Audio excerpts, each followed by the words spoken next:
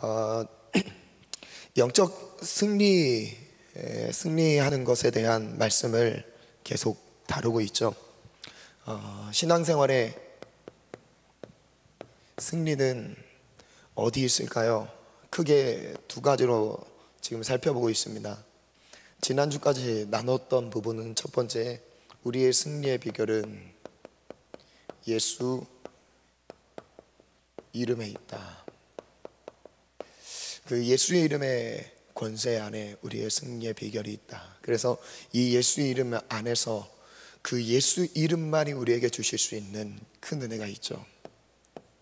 죄 사함의 은혜가 있고요. 죄 사함의 은혜. 여러분, 죄 사함의 은혜는요, 예수님 이름이 아니고서는 절대 있을 수 없습니다. 예수님의 이름으로만 죄 사함의 권세를 누릴 수 있습니다. 이것을 위해서 예수님이 이 땅에 오셨고요. 그리고 두 번째가 병든 자들이 치유하시는 예수님의 사역을 집중적으로 봤고요. 그래서 우리의 모든 연약함, 육체의 질병, 그 이상으로 마음과 정서적인 질병, 영적인 질병까지도 예수님이 그 이름의 권세로 치료하신다. 그리고 마지막, 지난주에 나눴던 부분, 악한 영을 다스리고 정복하는 권세, 그게 바로 예수의 이름 안에 있다. 그래서 지난주는 좀 그 귀신들이 어떤 일을 하는지를 다루면서 그 귀신의 활동과 더러운 귀신이라는 수식어가 붙죠. 그 더러운 일들을 하고 있는 귀신의 영들을 압도할 수 있는 그 힘이 바로 예수 이름 안에 있다라는 것을 말씀 나누고요. 오늘부터 4주 동안 전해진 말씀은요, 두 번째인데요, 승리의 비결은 바로 성령 충만에 있습니다. 근데 이 성령 충만이라는 단어는 예수의 이름의 권세라고 사용하죠. 이 성령 충만은 권능입니다. 권능, 권세와 능력이라는 의미인데요, 합성어죠. 권세와 능력이 같이 들어가 있는 거예요. 예수님이 이미 우리가 앞서 이미 일을 다 이미 행하셨어요. 그리고 그것을 실제 우리 안에서 권세와 능력을 활용할 수 있는, 사용할 수 있는 그 비결은 어디 있냐? 바로 성령의 충만한 가운데 있다. 그래서 그로 인한 성령 충만으로 우리 안에, 우리의 삶 속에서 얻을 수 있는 수많은 유익들이 있지만, 오늘 그것을 들어가기 전에 먼저 개론적인 부분에서 성령 충만이 그럼 무엇인가?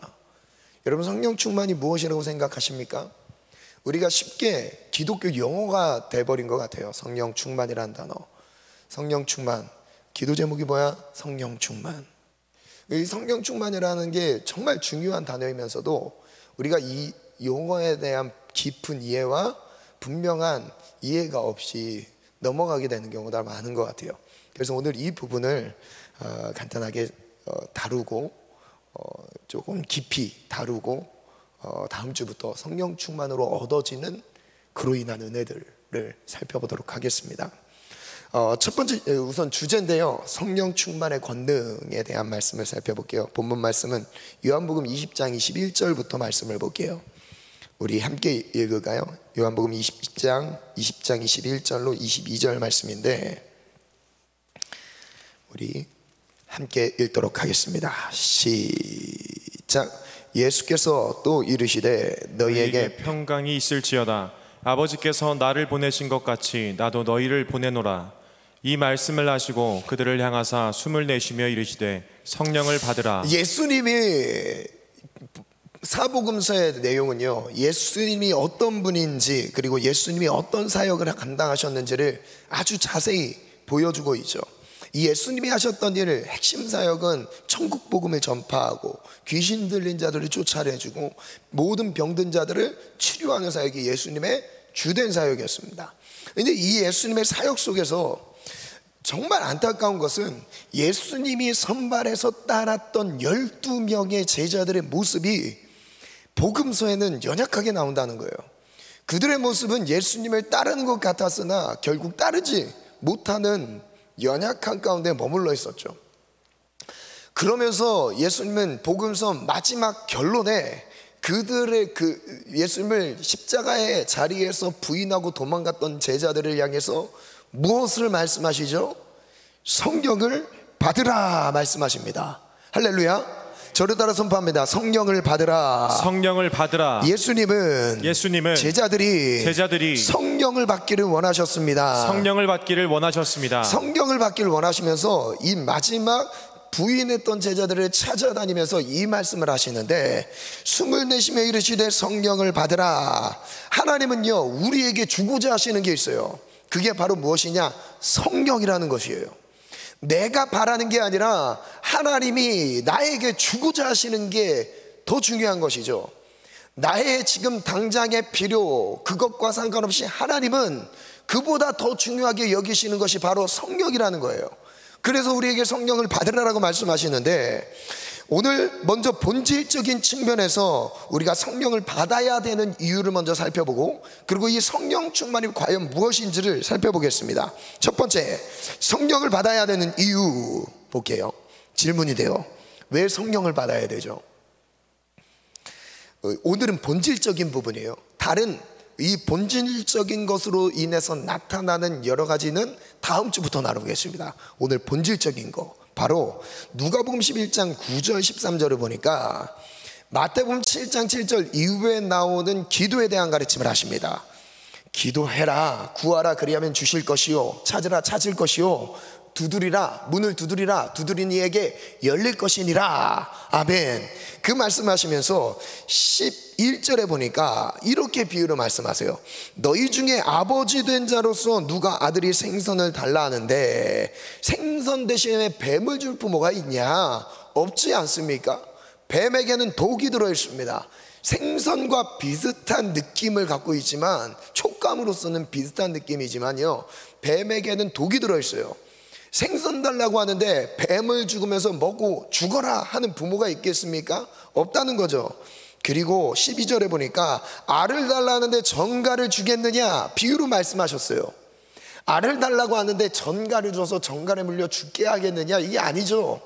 그럼 무엇이냐? 13절 읽어보겠습니다. 시작. 너희가 악할지라도 좋은 것을 자식에게 줄 줄 알거든 하물며 너희 하늘 아버지께서 구하는 자에게 성령을 주시지 않느냐. 저를 따라 선포합니다. 구하는 자에게 성령을 주십니다. 성령을 주십니다. 하나님이 주고자 하시는 것은 성령입니다.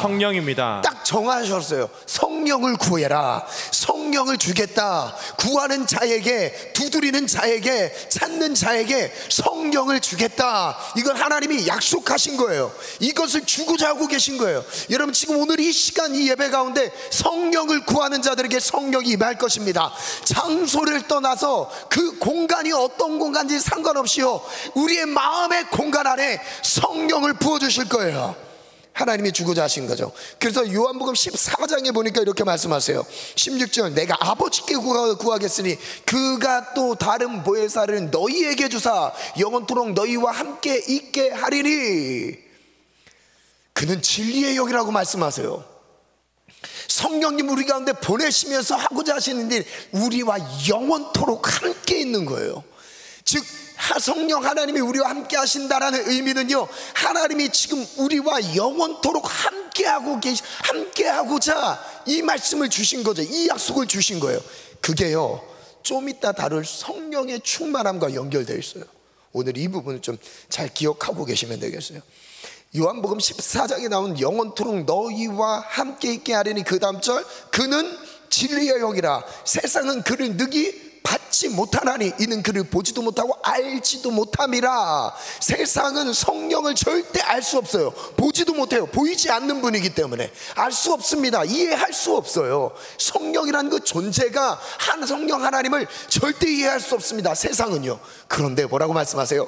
그러나부터 읽습니다. 시작. 그러나 너희는 그를 아나니 그는 너희와 함께 거하시며 또 너희 속에 계시겠습니다. 중요한 문장이 나왔습니다. 그는 너희와 함께 거하시며 너희 어디에 계시겠습니다? 속에 계시겠습니다. 성령 하나님은요, 우리와 함께 계신다라는 표현을 우리 외 속에서 내주하셔서 우리의 삶 속에서 영원토록 함께 하신다는 것을 약속해 주셨어요.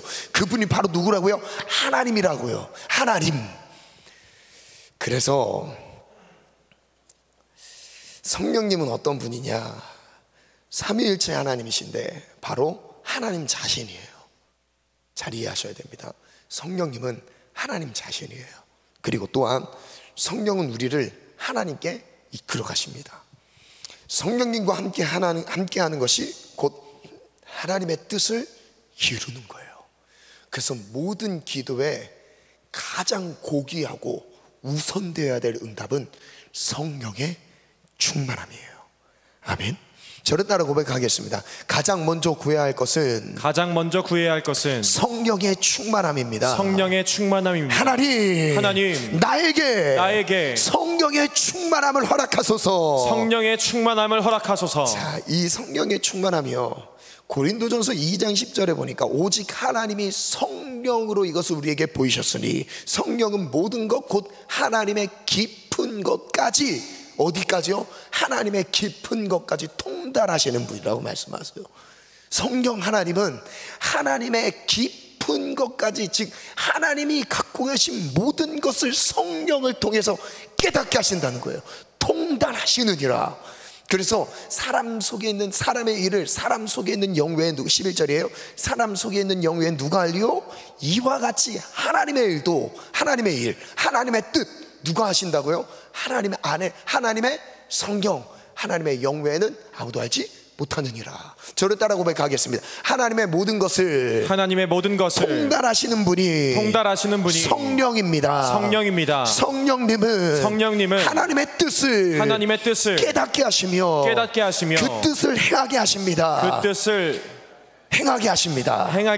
여러분, 그래서 성령의 충만함을 받아야 되는데, 그래서 로마서 8장 14절에 보니까 무릇 하나님의 영으로 인도함을 받는 사람은 곧 하나님의 아들이라. 하나님의 영으로 인도함을 받는 하나님의 영이 누구예요? 성령님을 말씀하고 계시죠. 성령의 인도함을 받는 사람, 그 사람이 곧 하나님의 아들이라. 너희는 다시 무서워하는 종의 영을 받지 아니하고 양자의 영을 받았으므로 우리가 아빠 아버지라 부르짖느니라. 여러분, 여기서 한번 생각해 볼게요. 말씀 그대로 띄워주세요.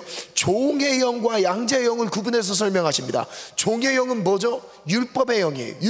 율법의 종이란 뜻이에요. 율법은 무슨 기능이에요? 정죄하는 기능입니다. 정죄하는 기능이에요. 정죄합니다. 너는 죄인이라고 고발하는 거예요. 그게 바로 율법의 역할이에요. 그래서 율법으로는 그 누구도 의롭다함을 받을 육체가 없다라고 말씀하셨어요.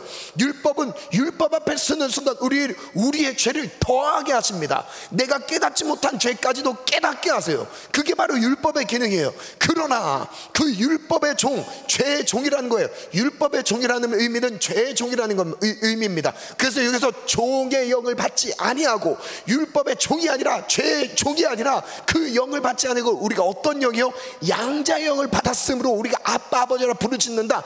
양자의 영이라는 의미를 생각해 보세요. 양자라는 것은요, 자녀가 아니었어요. 원래 자녀가 아닌데 자녀를 삼았다는 뜻이에요. 우리는 자녀가 아니었어요. 그러나 우리를 자녀를 삼으셨다는 거예요. 사오셨다는 거예요. 내가 너를 자녀로 삼는다는 하나님의 선택이라는 것입니다. 저를 따라 선포합니다. 우리는 종의 영을 받지 아니하고 양자의 영을 받았으므로 아빠 아버지라 부르짖느니라. 여러분, 그래서 양자의 영이신 성령을 양자의 영이라고 말씀하신 거예요. 아들의 영, 양자의 영, 곧 누구? 성령이라고 말씀하십니다. 그래서 이후에 뭐라고 말씀하시죠? 성령이 친히 우리의 영과 더불어 우리가 하나님의 자녀인 것을 증언하신 분이에요. 하나님의 자녀, 하나님의 상속자라는 것을 증언하시는 분이 누구라? 성령 하나님이시라. 그래서 그 다음 절 보면 26절에 보니까 이와 같이 성령도 우리의 뭐를 도우신대요? 연약함을 도우시나니. 우리는 마땅히 기도할 바를 알지 못해요. 그러나 오직 성령이 말할 수 없는 탄식으로 우리를 위하여 친히 간구하시느니라.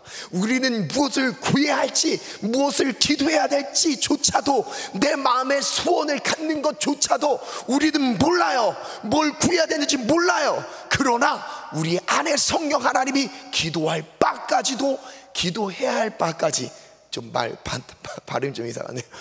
기도해야 할 바를 깨닫게 하시는 거예요. 그러면서 뭐라고 말씀하시죠? 마음을 살피시는 이가 성령의 생각을 하시나니 이는 성령이 하나님의 뜻대로, 저를 따라 선포합니다. 성령이 하나님의 뜻대로 성도를 위하여 나를 위하여 간구하신다. 여러분, 그래서 성령을 받은 것, 성령의 충만함을 받은 것은요, 하나님의 모든 것을 취한 것과 똑같습니다. 하나님의 모든 영역이 우리 안에 공유되고 있다는 것을 말씀하고 계시는 거예요. 그게 바로 무엇이라고요? 성령 충만이라는 거예요. 자, 그러면 왜 성령을 받아야 하는가? 성령을 받지 않는다면 우리는 하나님의 뜻대로 살아갈 수 없어요.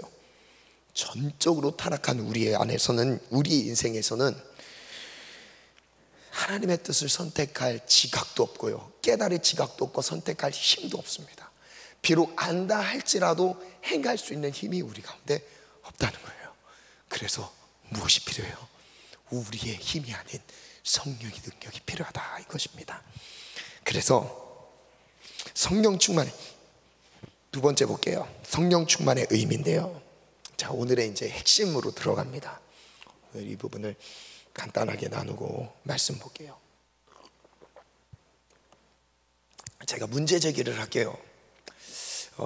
방언을 하고 있는데 여전히 거룩한 삶을 살아내지 못하는 이유는 무엇일까요? 여러분, 궁금하지 않습니까? 내가 뭔가의 그 성경의 체험은 했어요. 그게 수련회를 통해서, 어떤 부흥회를 통해서, 그게 어렸을 때의 경험일 수도 있고요, 청년의 때의 경험일 수도 있고요, 또한 단기 선교를 통해서 성령의 뭔가 충만한 그 은혜를 느낀 적이 있습니다. 그런데 왜 거룩한 삶을 살아내지 못할까요? 그리고 또 이어서 보면 성령 체험을 했지만 삶이 변화되지 않을 수 있을까요? 궁금하지 않습니까? 제가 이 문제 제기를 하면서 성령 충만의 두 가지 의미를 나눠서 한번 설명해 볼게요. 여러분, 성령 충만이 무엇일까요? 지금 앞에 화면을 보시면 두 가지 용어가 정리되어 있습니다. 잘 보이시나요? 핀플레미라는 헬라어 단어가 있고요, 핀플레미라는 헬라어 단어가 있고, 플레로라고 발음하는 헬라어 단어가 있습니다. 이 두 가지가 다 성경의 충만이라고 번역된, 우리나라 용어로 번역된 그 단어인데, 공통점으로 갖고 있는 의미가 가득 차다, 충만하다, 이 의미를 같이 갖고 있습니다. 그런데 이 의미가 갖고 있는 실제 전달되는 의미가 좀 달라요. 그걸 볼게요. 그걸 구분해서 한번 이해해 보겠습니다. 시제에서 알 수 있는 특징을 먼저 보면, 부정 단순 과거 수동태로 쓰여진 게 핀플레미입니다. 이 핀플레미. 그래서 이 시제를 말씀드리는 이유가, 영어에서나 우리가 다른 외국어를 공부할 때 시제가 참 중요하잖아요. 이 시제가 중요한 이유가, 이 시제를 통해서 기록된 성경 충만이라는 이 단어가 일시적이며 제한적이라는 것을 알 수 있습니다. 일시적인 현상인 거죠. 그리고 반면에 플레로라고 발음하는 이 헬라어 단어는요, 미완료예요. 아직 끝나지 않은 상태, 현재 수동태로 쓰였는데 지속적으로 계속된다라는 의미에서 쓰이는 단어입니다. 대표적으로 우리 에베소 5장 18절 말씀에 나오는 너희는 술 취하지 말라, 방탕한 것이라 오직 성령으로 충만을 받으라, 이 단어 안에서 이 플레로라는 단어가 쓰여있어요. 계속적인, 지속적인 충만한 상태를 유지하라는 거죠. 그러면은 외적으로 드러나는 현상을 한번 보면, 여기서 보면 조금 이해가 될 겁니다. 이 핀플레미 같은 경우는 외적인 충만한 상태를 의미해요. 외적인 충만한 상태. 그래서 어떤 능력이 부여되는, 능력이 덧입혀지는 그런 상태를 의미하고, 반면에 플레로라는 이 단어는 내적으로부터 충만한 게 나를 지배하는 상태를 의미합니다. 이 성령이 충만한 게 이 내면에서부터 가득 차서 나를 지배하고 있는 상태가 두 번째 단어에서 의미하는 바예요. 그럼 이것을 통해서 하나님이 왜 이 충만과 이 충만과 저 충만이 다른 의미를 갖고 있는지를 이해하셔야 되는 게, 열매를 보면 이제 이해가 될 거예요. 열매를 한번 띄워주시겠어요? 열매를 보면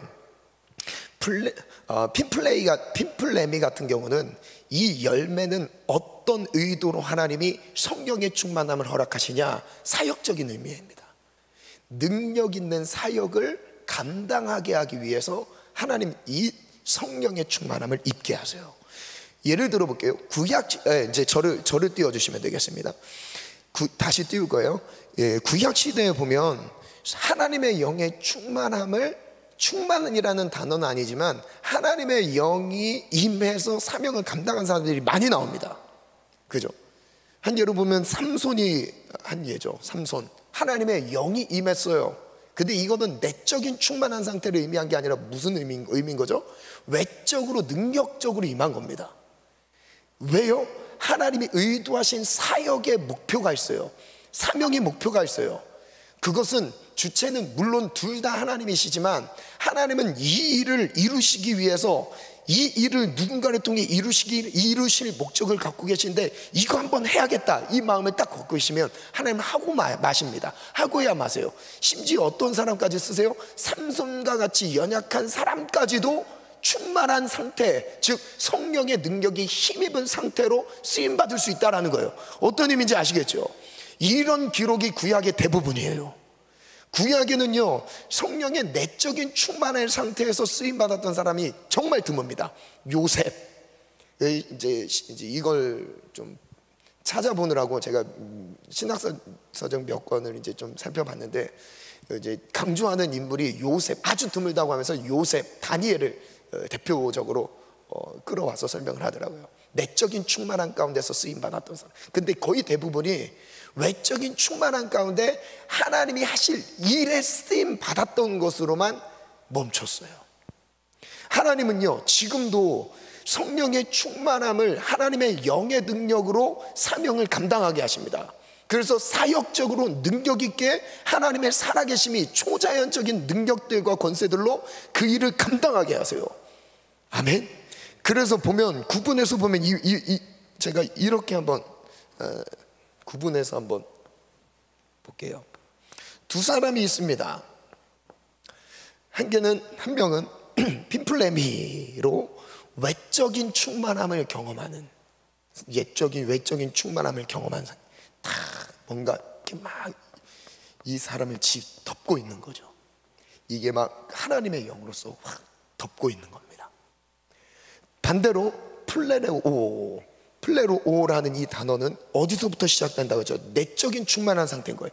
여기서부터 충만한 것이 가득한 거예요. 여기서부터 성령의 충만함으로 지배를 당하는 거예요. 그러면서 이 삶 자체가 성령의 지배 가운데 들어가는 거예요.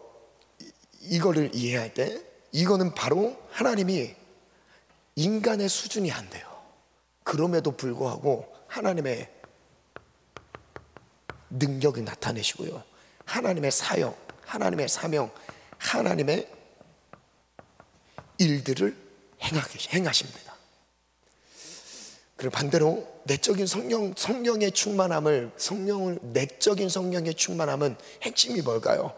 이 내면 안에서부터의 충만함을 경험하려면 뭐가 필요할까요? 인격적인 동행이 필요한 거예요. 하나님과의 인격적인 동행이 필요한 거예요. 여러분, 왜 세상이 지금 한국 기독교를 이렇게, 여러분, 저는 이걸 핍박이라고 생각 안 합니다. 여러분, 지혜 없음, 개념 없음을 통해서 우리 스스로 덫에 걸린 거예요. 여러분, 핍박이라는 의미는요, 내가 하나님의 말씀대로 거룩함을 지켜가면서 그것을 포기하지 않는 가운데 당하는 게 핍박이죠.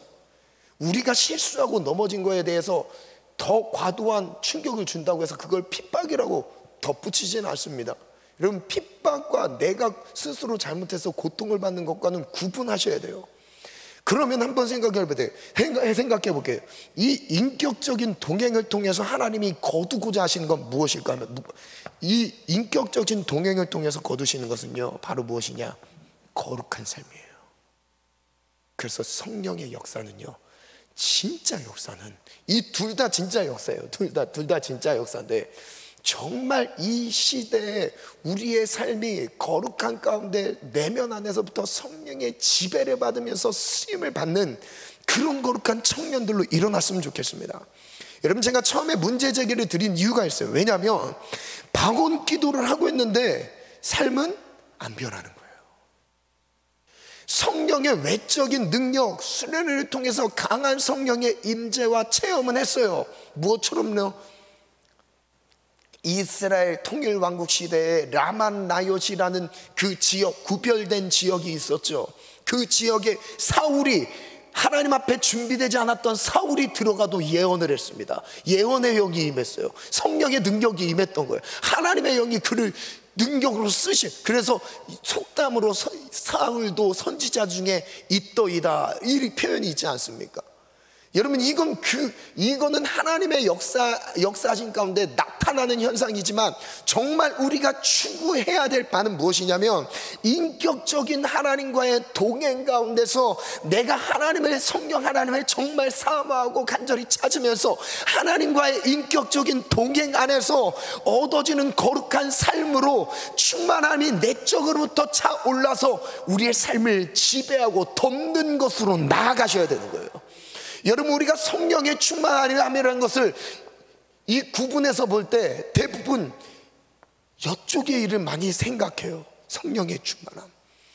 여러분, 성령이 충만한데 방언을 꼭 해야 되는 건 아니에요. 안 할 수도 있어요. 중요한 건, 정말 중요한 건 뭐냐면 이거예요. 이거. 내 삶의 열매가 정말 거룩함과 하나님의 뜻, 그리고 하나님의 마음, 하나님과 인격적인 교제 안에서 살아가고 있는가, 이게 중요한 거죠. 여러분, 구원론 쪽으로 한번 접근해 볼게요. 여기에서 능력을 행했다, 사역을 감당했다, 하나님을 일을 했다, 이게 우리의 구원과 연결되어 있습니까?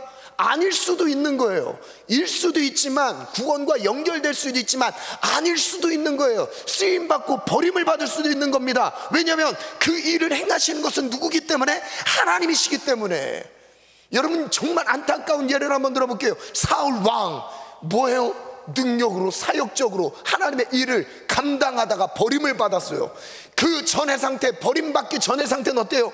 그 사울의 삶을 하나님의 영이 덮고 계셨습니다. 근데 반면에 다윗은 어때요? 하나님과 끊임없는 고난의 시간을 통해서 동행을 추구합니다. 인격적인 관계 가운데서 능력이 나타나는 거예요. 여러분, 정말 중요한 것은 내가 지금 하나님과의 인격적인 관계 안에서 내저적인 하나님과의 관계를 중심으로 거룩한 삶의 열매를 맺어가면서 하나님의 능력이 내 삶 가운데서 나타나는지를 확인하는 것이 가장 중요하다는 거예요. 그래서 무엇이에요? 삶인 거예요. 삶. 여기서 무엇이 중요하냐? 삶. 우리의 삶, 우리의 실천. 실천이 중요하다는 거예요. 여러분, 한국 기독교가 세상으로부터 욕을 먹는 이유가 이거예요. 이것만 추구하고 있어요. 능력, 사역, 사명, 일, 하나님과의 전혀 삶의 변화가 없는 인격적인 동행이 전혀 없는 채, 그러면서 이거는 계속 지켜야 된다는 거예요. 이거는 놓지 못한다는 거예요. 여러분, 이 인격적인 동행이 없는 성령의 충만함은요, 일시적입니다. 제한적입니다. 이따가 사라지는 거예요. 그러나 인격적인 충만함은요, 지속적이에요. 계속적이에요. 재밌는 건요, 하나님이 우리에게 성령의 충만함을 받으라고 하는 건요, 이게 아니에요. 뭐예요? 이겁니다. 여러분, 이 안에 이것도 담겨 있어요. 외적으로만 능력의 현상이 나타나는 게 아니라 내면에서부터 성령의 열매를 맺죠. 그러면서 이것이 능력과 파워와 세상을 변화시키며 세상을 하나님의 뜻을 볼 수 있도록 이끌어가는 빛과 소금의 역할을 감당하는 그 힘이 바로 어디 있다고요? 성령의 내적 충만함에 있다는 겁니다. 그래서 다시표를 한번 띄워주실래요? 다시표를 띄워주시면, 그래서 플레로라고 발음하는 이것의 열매는 인격적 그리고 거룩한 삶으로 나타나는데, 성령의 역사를 볼게요. 그럼 성령의 역사가 어떻게 나타날까요? 빈플레미 띄워주세요. 예언, 방언, 설교, 복음 증거, 이런 일들이죠. 이게 제가 좀 이따 이제 말씀을 띄우면서 한번 살펴볼 거예요. 성령의 외적 충만함이 딱 임했을 때 예언을 합니다. 막 방언을 해요. 그리고 복음, 강력한 복음 전도를 합니다. 이게 필요합니다. 필요 없다는 게 아니에요. 반드시 필요해요.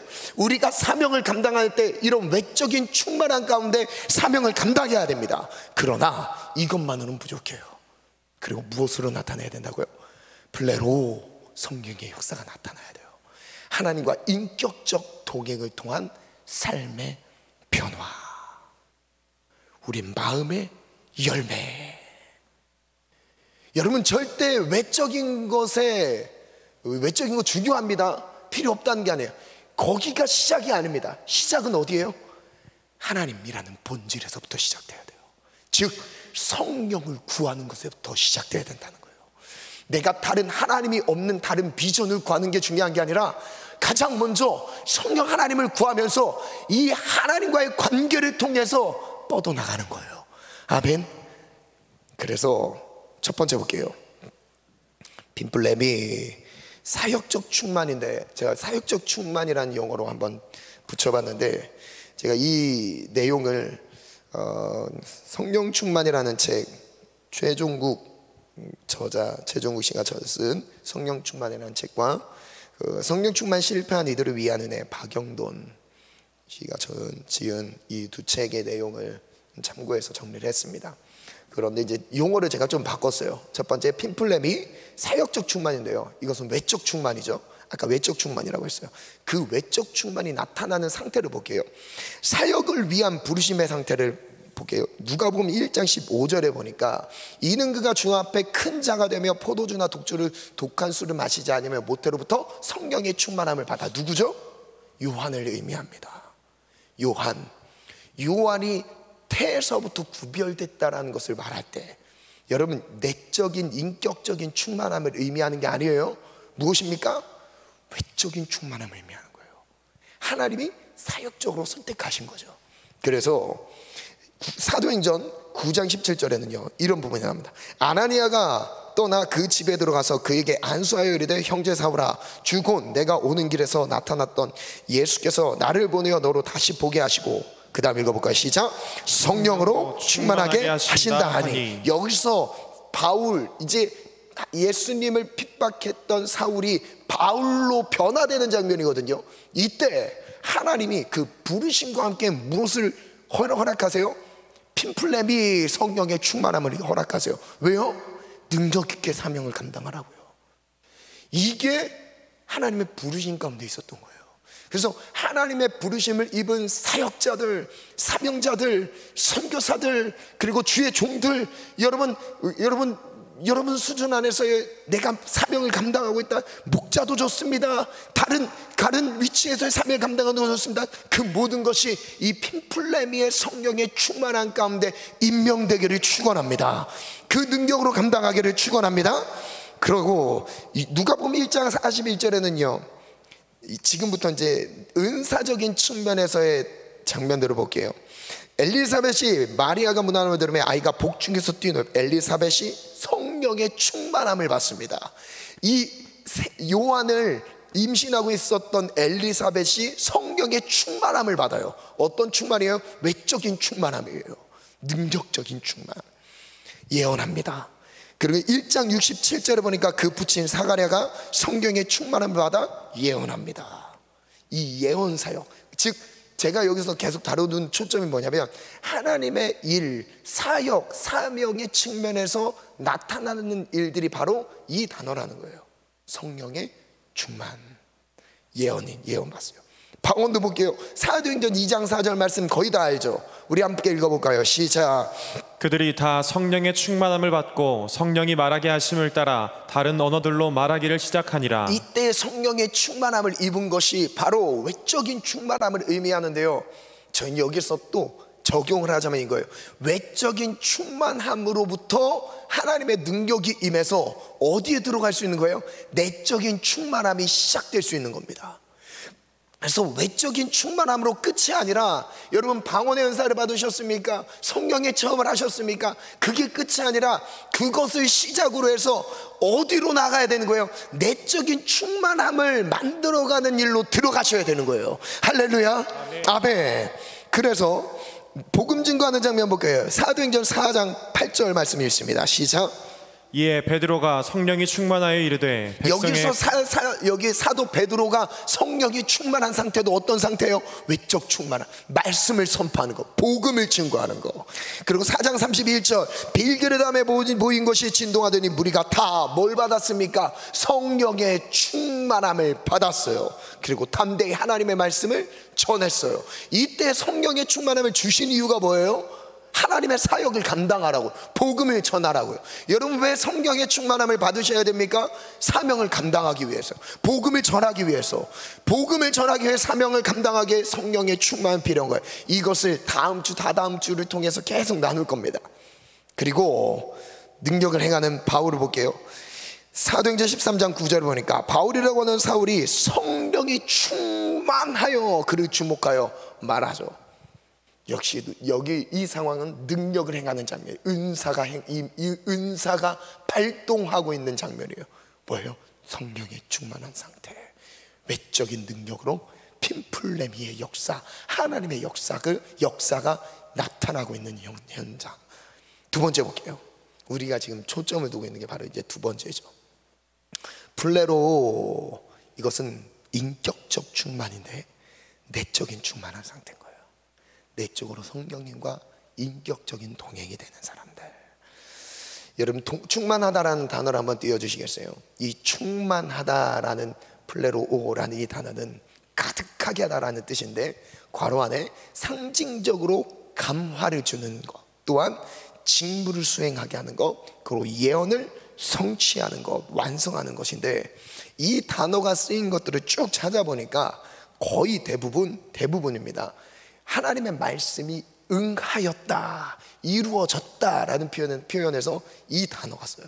즉 하나님의 말씀이 완성됐다, 이루어졌다. 하나님이 구약의 어떤 선지자를 통해서 이사야를 예를 들면 이사야나 예레미야 이런 선지자를 통해서 메시아에 대한 예언을 하셨어요.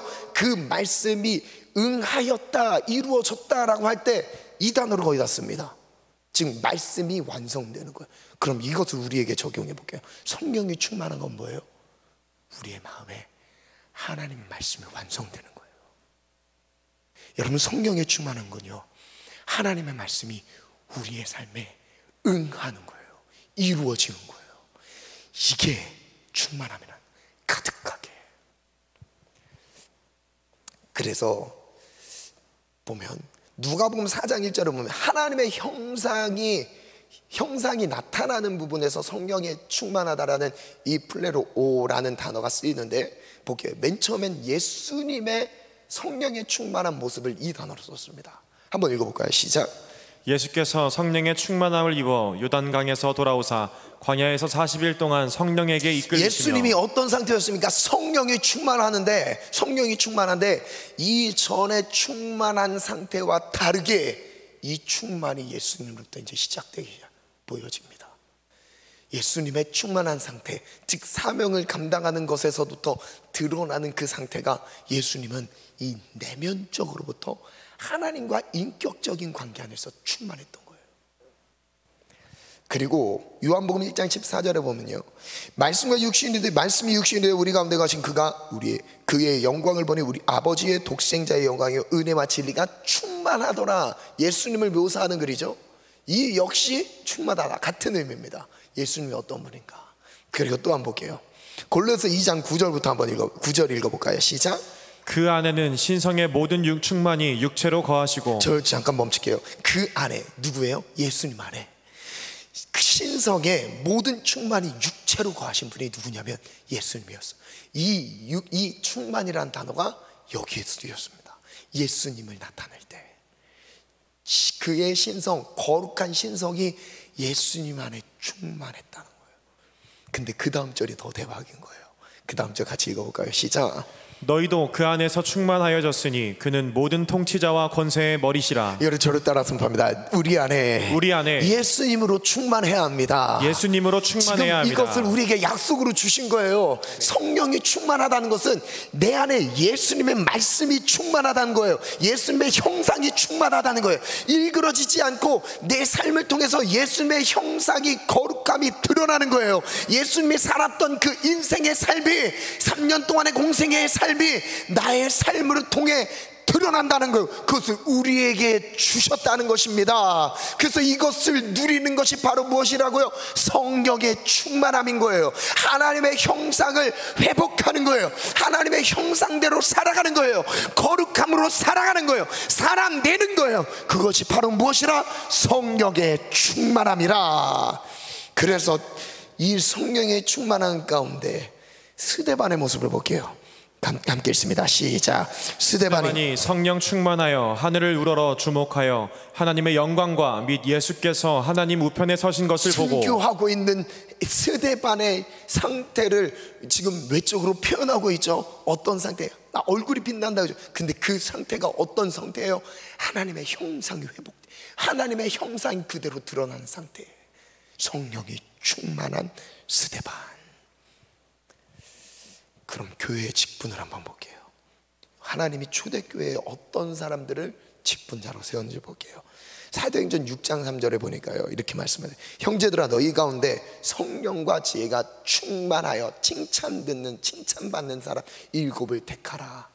여러분, 집사라는 직분, 지금 우리 청년의 때로 적용한다면 리더라는 직분, 그리고 쓰임받는 교사라는 직분, 이 직분은 뭐가 필요하냐? 성령의 충만, 지혜의 충만은 필요하다는 거예요. 즉 하나님의 형상을 갖고 있는 사람들이 감당해야 되는 거예요.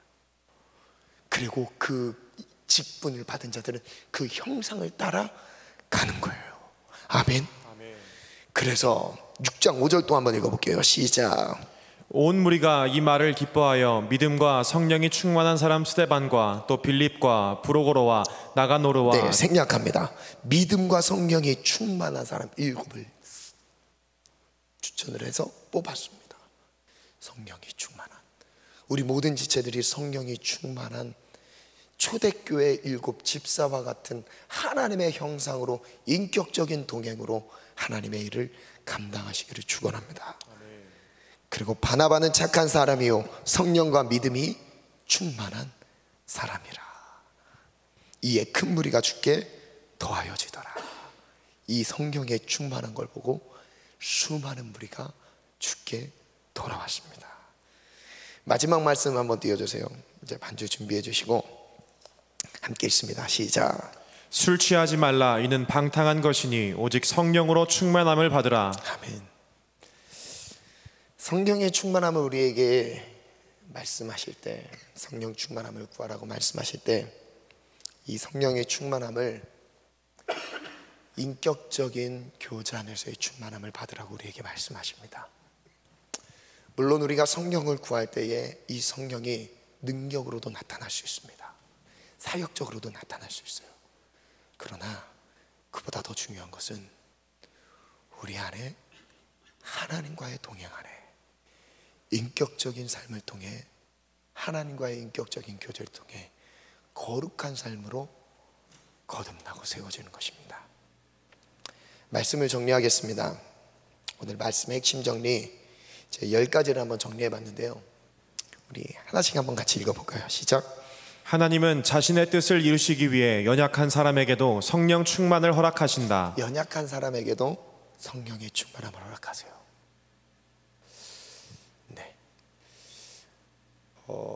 근데 두 번째가 이어지는 내용인데 한번 읽어볼까요? 시작. 외적 성령 충만은 하나님의 사역을 이루시기 위한 하나님의 전적인 역사하심이다. 여기서 연약한 사람에게도 성령의 충만함을 주신다, 이 의미는 우리가 성령님과 함께 일할 수 없는 정말 연약함 속에 넘어진 상태. 여러분, 그때도 임할 수 있을까요? 임할 수 있어요. 그게 바로 외적인 상태인 거예요. 외적인 성령 충만입니다. 그럴 수 있어요. 왜냐하면 하나님이 하실 일을 위해서 허락하실 수 있어요. 그래서 세 번째 또 읽을게요. 시작. 외적 성령 충만은 일시적이며 제한적이지만 아주 강력한 능력이 나타난다. 정말 강력한 능력이 나타나죠. 일시적이고 제한적입니다. 그리고 또 읽어볼게요. 이제 중요한 부분은 내적인 거죠. 시작. 내적 성령 충만은 지속적이며 인격적인 하나님과의 동행에서 누릴 수 있다. 비교하는 거예요. 외적 성령 충만과 비교해보세요. 나는 지금 내적인 충만함을 갈급해하고 있는가? 이 내적인 충만함을 갈급하다는 의미는요, 하나님에 대한 갈급함이에요. 하나님 자신에 대한 굶주림이에요. 하나님과의 인격적인 동행이 굶주려 있어요. 하나님과 함께하고 싶은 목마름이 있는 거예요. 이것이 없는 상태의 충만함은요, 여러분 금방 사라집니다. 여러분, 하나님 우리에게 요구하신 건 내적인 충만함, 지속적으로 하나님과 관계하고자 하는 거예요. 동행해서 누릴 수 있는 거. 다섯 번째, 시작. 내적 성령 충만은 거룩한 삶으로 변화시킨다. 그것이 성령의 열매이다. 여기서부터 실제 우리에게 도전해 주시는 내용입니다. 여러분, 내적인 성령 충만을 거룩한 삶의 열매로 거두고 계십니까? 저도 부족합니다. 저도 이 말씀을 준비하면서 기도했습니다. 하나님, 제가 더 인격적으로 주님을 사모하지 못했음을 회개합니다. 제가 하나님 자신을 갈망하지 못했음을 회개합니다. 말씀 준비하면서 하나님, 제가 인격적으로 하나님을 소유하게 도와주세요. 하나님을 더 깊이 만나게 도와주세요. 하나님을 놓치지 않게 도와주세요. 외적인 거 그게 아니라 내 내면 안에 충만한 상태에 대한 갈급함이 일어나게 도와주세요. 이게 제 마음의 소원이었습니다. 그게 무엇으로 나타난다고요? 거룩한 삶의 열매로. 여섯 번째 가겠습니다. 시작. 내적 성령 충만은 하나님과의 관계 중심적이다. 즉 친밀한 관계를 보여준다. 관계 중심에서 시작돼요. 하나님 관계가 제일 먼저예요. 그리고 7. 우리는 반드시 성령 체험을 가져야 한다. 8. 일시적인 외적 충만에서부터 시작되지만 내적 충만으로 이어져야 한다. 내적 충만으로 이어지기를 사모합시다. 외적 충만함, 연약해도 방언할 수 있게 하세요. 연약해도 성령의 감동 느끼게 하세요. 내가 연약해도 말씀을 들으면서 은혜 받게 하세요. 도전을 받게 하십니다. 기회를 주세요. 그러나 그게 거기에 머물러서는 안 된다는 거예요. 어디까지 들어가자고요? 관계적인 하나님의 인격적인 내적인 충만함으로까지 이어져야 된다는 거예요. 그 다음 9번째, 시작. 또한 내적 충만으로 지속적인 하나님과의 동행을 이루는 사람에게 외적 충만을 허락하신다. 하나님의 능력의 도구로 사용하시는 것이다. 제가 이것을 복합적으로 정리해봤습니다. 시작은 외적 충만으로 시작됐지만 그게 내적 충만으로 이어간 사람들이 또 무엇에 쓰임받는다고요? 외적인 충만한 가운데 능력의 도구로 쓰임받는다는 거예요. 하나님이 그와 함께 동역하신다는 거예요. 그를 통해 복음을 전하게 하신다는 거예요. 그를 통해 하나님의 능력과 은사들을 나타나게 하신다는 거예요. 여러분, 그 은혜의 주인공들, 성령의 충만함의 주인공들이 되기를 축원합니다. 하나님의 능력의 도구가 되기를 축원합니다. 10번째 갑니다. 시작. 정리하면 성령 충만은 삶의 변화에 초점을 둔다. 우리는 항상 성령을 사모하며 거룩한 삶으로 나아가야 한다. 우리는 성령의 충만함, 이것이 우리에게 나타나게 된 하나님이 원하시는 그 초점은 무엇이냐? 변화에 있다. 삶의 변화에 있다. 이 변화는 하나님과 동행하는 삶으로의, 하나님과 함께 거하는 인격적인 동행으로의 삶으로의 초대인 거예요. 그 동행의 삶을 갈망하시기를 축원합니다. 축원합니다. 아멘. 거룩한 삶으로 나아갑시다. 적용을 위한 질문을 가져봤어요. 두 가지인데, 첫 번째, 우리의 성령 체험이 삶으로 연결되지 않는 외적 충만에 머물러 있지 않는가? 내적인 충만함 없이 쓰임 받을 수 있습니다. 영혼을 돌볼 수도 있어요. 좋은 프로그램을 고안해 낼 수도 있습니다. 앞에서 마이크를 잡고 인도할 수도 있어요. 내적인 충만함이 없이 하나님이 하고자 하신 일들의 쓰임을 받을 수도 있어요. 그러나 어쩌면 우리가 그 가운데 가운데 머물러 있지는 않은지를 돌아보자는 거예요. 외적인 충만함 가운데서 주님이 쓰고자 하실 때 어느 정도 능력이 반짝 드러나는 일시적인 단회적인 충만함이 아니라 우리가 정말 사모해야 될 것은 하나님 자신인 거예요. 하나님 자신, 즉 성령을 구하라 주시리라, 성령을 찾으라 찾을 것이다, 성령을 두드리라 열어 주실 것이다. 오늘 그 은혜를 사모하시기를 축원합니다. 두 번째예요. 성령 충만을 정말 사모하십니까? 인격적 충만은 거룩한 삶으로 나타난다.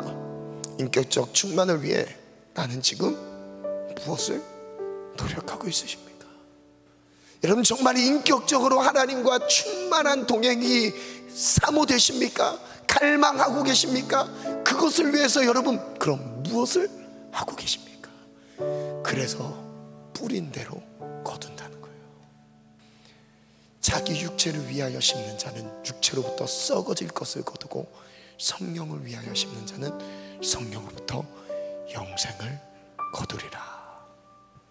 기도하겠습니다.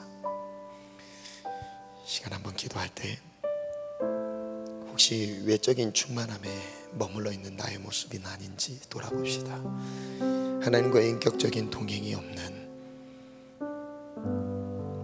하나님을 놓친 상태에 혹시 머물러 있진 않은지를 돌아봅시다. 하나님, 나를 불쌍히 여겨 주옵소서. 나를 불쌍히 여겨 주옵소서. 하나님의 인격적인 충만함 가운데 들어가길 원합니다. 우리 시간 합심해서 주님 세 번 찾고 기도합니다. 주여, 주여, 주여.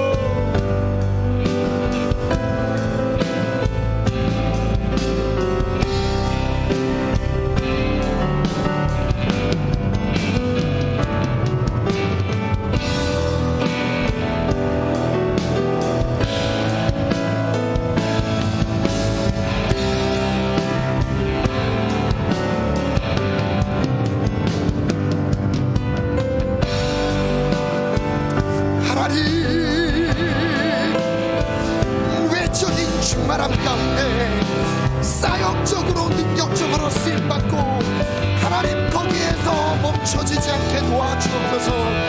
하나님과의 내적인 충만함 가운데 평생에 동행하는 은혜가 있게 도와주옵소서. 하나님과의 인격적인 충만함 가운데 들어가기를 원합니다.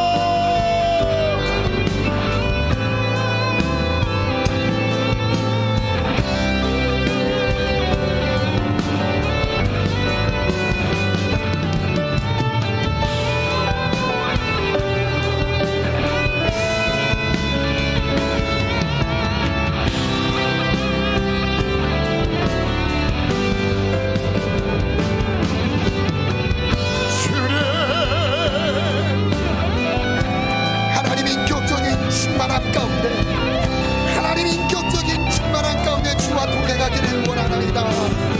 술을 취하지 말라. 방탕한 것이니 성령의 충만을 받으라.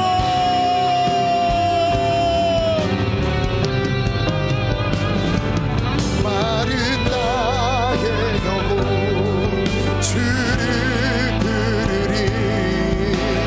나의 맘 맞춰 주소서. 주님만을 원합니다. 더 원합니다. 나의 맘 맞춰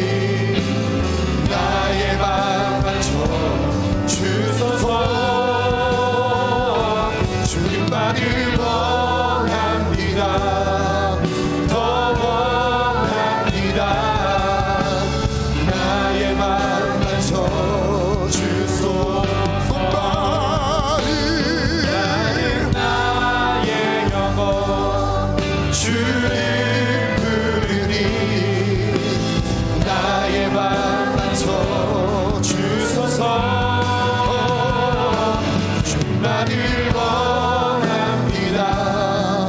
더 원합니다. 나의 마음 어린 양 사랑하리. 어린 양 찬양하리. 내 평생 그 하나로 충분해요. 어린 양 찬양하리. 내가 주의 임재 안에서 어린 양 찬양하리. 내 평생 그 하나로 충분해요. 어린 양 찬양하리. 내가 주의 임재 안에서. 이 시간 기도 제목을 드리겠습니다. 이 기도 제목을 나누고 이 찬양 하나님께 올려드릴 텐데요, 각자 자리에서 무릎을 꿇고 기도했으면 좋겠어요. 우리 지체들도 다 자리에서 무릎을 꿇고 의자에 앉지 마시고 무릎을 꿇으세요. 무릎을 꿇고 기도하실 때 기도 제목 3가지를 정리해봤습니다. 함께 선포합시다. 성령을 사모합니다. 성령을 받길 원합니다. 성령과 지속적인 동행이 이루어지게 하소서. 인격적인 성령 충만으로 사명을 감당하길 원합니다. 하나님의 능력의 도구가 되게 하소서. 하나님과 인격적인 동행으로 거룩한 삶을 살기 원합니다. 세상의 빛과 소금으로서의 삶을 살아내게 하소서. 우리의 복음의 생명력을 잃어버린 이유, 그것은 우리가 성령 충만함을 놓쳤기 때문입니다. 바로 내가 성령 충만을 놓쳤기 때문입니다. 하나님 회개합니다. 인격적인 하나님과의 동행을 놓친 나의 연약함을 회개합니다. 주님, 나를 불쌍히 여겨주시고 하나님의 성령의 충만한 가운데 나를 인도하여 주시옵소서. 성령의 충만한 가운데 인도하여 주옵소서. 우리 찬양 하나님께 올려드리겠습니다. 내 모든 것,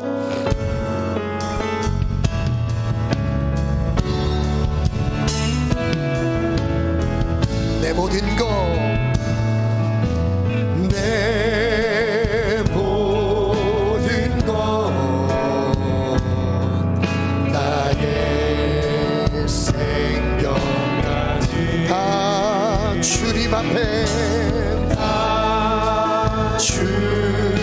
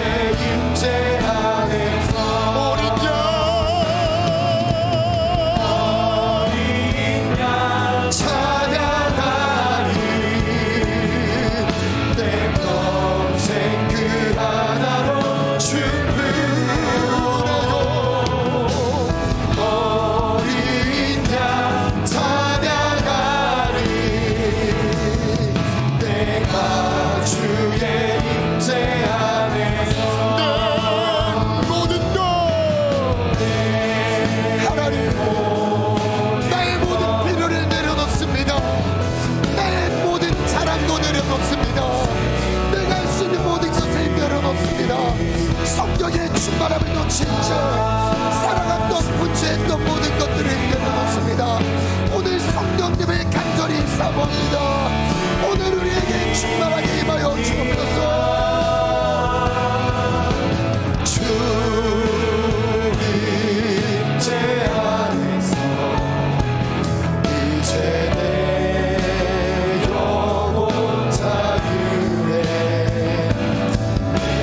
주의 거룩한 이름을 높이며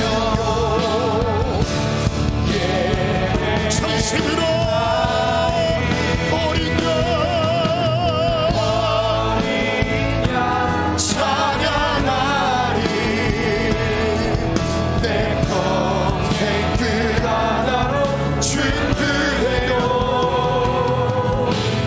어린 양 찬양하리. 내가 주의 임재 마지막으로 어린 양 찬양하리. 내 평생 그 하나로 준비해요. 어린 양 찬양하리. 내가 주의 우리 다같이 오늘 말씀을 붙잡고 성령 충만하지 못했음을 회개합니다. 하나님과의 인격적인 동행을 위한 사모함이 없었던 것을 회개합니다. 그것이 우리에게 치욕이었습니다. 하나님 우리에게 수치가 되었습니다. 우리를 불쌍히 여겨 주옵소서. 성령의 충만함을 회복시켜 주옵소서. 주여 삼창 기도합니다. 주여 주여 주여 하나님 성령으로 충만하게 성령으로 충만하게 성령으로 충만하게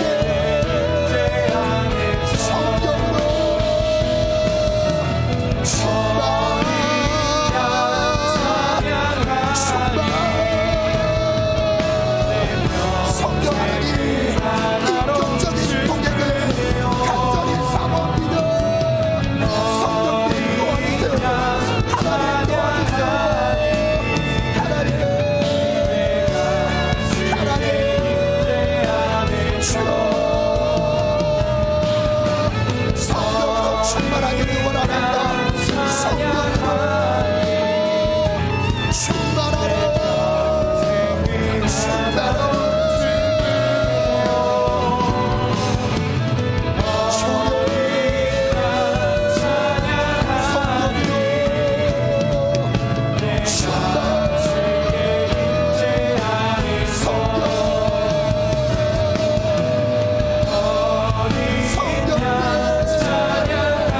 충만하라.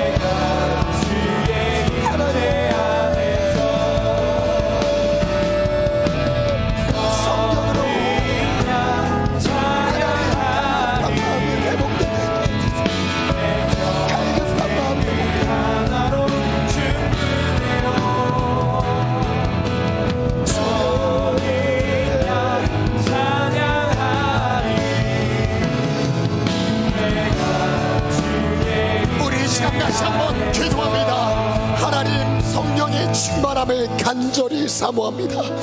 인격적인 주님과의 동행을 놓쳤을 때 거룩한 삶을 버린다는 것, 하나님의 열매, 거룩한 삶의 열매를 버린다는 것, 하나님의 영상을 버린다는 것, 하나님이 그것을 두려워하게 도와주옵소서. 하나님과의 동행을 놓치지 않게 도와주세요. 하나님, 내가 당신을 간절히 사모합니다. 간절히 성령을 구합니다. 성령을 간절히 찾습니다. 성령의 충만을 받으라. 성령의 충만을 받으라. 거룩한 삶의 열매로 나타나게 도와주옵소서. 우리 마지막 2분 동안 주여 삼창 통성으로 기도합니다. 주여, 주여, 주여.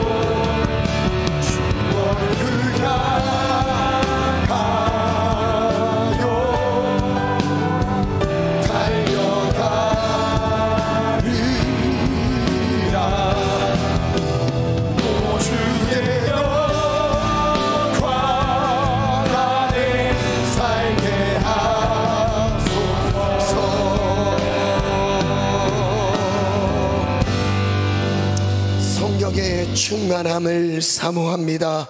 성령을 내 마음에 모시고 성령과의 인격적인 동행을 놓치지 않게 도와주세요. 눈에 보이는 것이 너무 많아서 그분 정말 중요한 성령 하나님을 놓칠 때가 많았습니다. 성령 하나님의 음성을 듣기보다 세상에 들려오는 소리에 듣고 움직이는 나의 삶을 회개합니다. 성령님, 충만한 동행이 있게 도와주세요.